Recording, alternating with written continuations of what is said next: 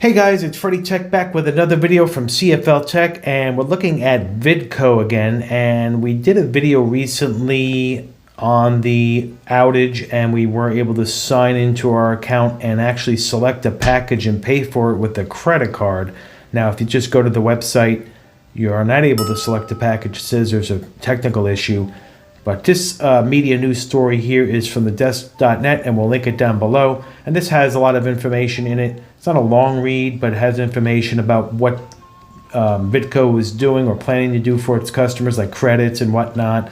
But we don't know what they've done so far. We know they took our full $84.99 when it was showing a promo price for the first month for $20. And we got billed for $84.99, and it was actually billed. It settled for that amount. It was pending, and the next day it actually settled and cleared our bank. So that was not a good thing to see, especially when there's nobody to reach for customer service, and they're still taking people's money. Now, if you go to the website, like we said, if you go to the landing page, you should not be able to select a package, but if you have an existing account or previous customer, it appears it allows you, as of at least last week, to select a package and pay for it. To us, that just does not seem right, because you're not getting the full service for your money. Now, for $20, and there's the problem, maybe okay, some people will be all right. You can use the workaround apps with the network apps and whatnot and still get, some of the channels.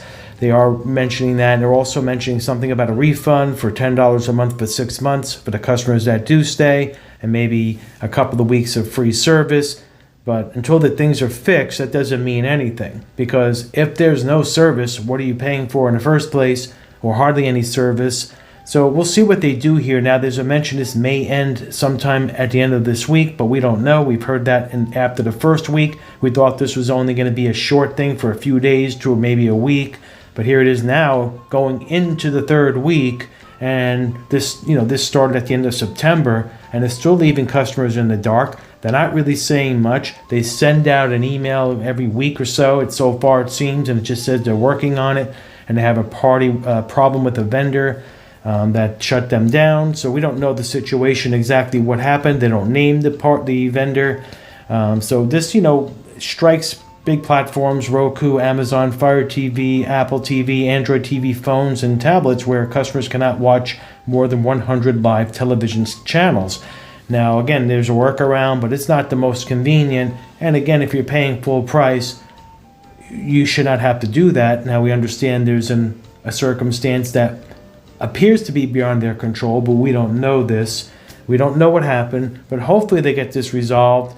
And we want to know, if you're a Vidgo customer, what are you doing? Are you still a customer? Are you hanging in there? Are you leaving, or did you leave? And have you heard anything from Vidgo that mentioned about some kind of credits, any emails yet? I guess when his service goes back on, that's when we'll probably start hearing from them.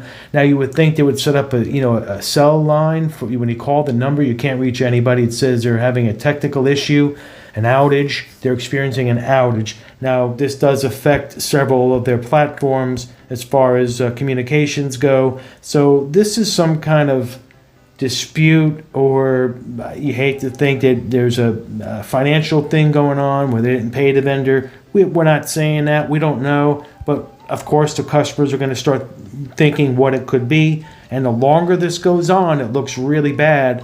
And especially taking full money from customers and not getting back to them or refunding them. So it's really not a good look. And sorry for their issues. We are definitely sorry to see what they're going through, but as the customers, they do need to know what's going on. So put your comments down below if you're affected by this and what you're doing. And check out our other video.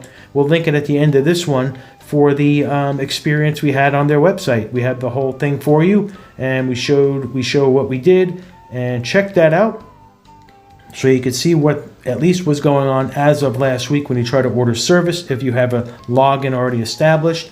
Put your comments down below. Hopefully everybody's doing great. CFL-TECH will be checking out this one soon to be back with another. Take care, everybody.